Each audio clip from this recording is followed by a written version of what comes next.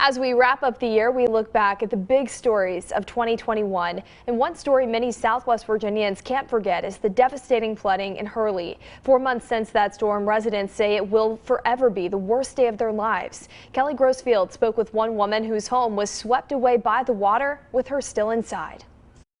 It was worse than any carnival ride. I was getting jerked and thrown and everything. I was just holding on. Yvonne Rife says August 30th is a day she'll never forget. It's the day floodwaters rushed in on the Guesses Fork community, with it washing away 42 years of memories.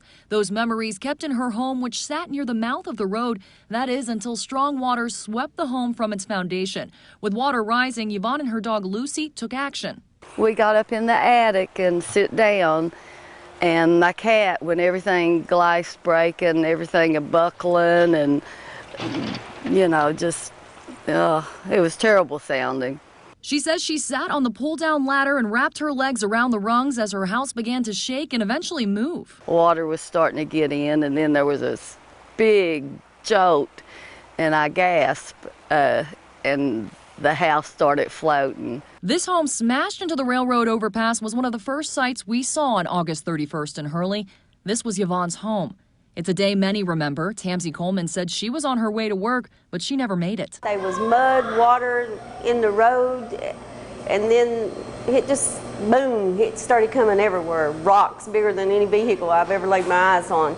But the sight that really shocked first responders was this house, lodged against the concrete with a woman inside desperately trying to get out. And I just got in that mode of like, I got to get out of here before something else comes down the road and hits me. She said family came and helped her out. Her 2 cats lost to the flood, just her and Lucy, and the clothes on her back surviving. She said it's a day she'll never forget, but one she's blessed to have survived. While staying with family, she longs for the day she can have her own home once again, a day she fears won't come since federal individual aid has been denied. So I'm just hurrying up and waiting like everybody else. With a new year comes new hope that Guesses Fork will one day be restored to its former state. For News Channel 11, I'm Kelly Grossfield.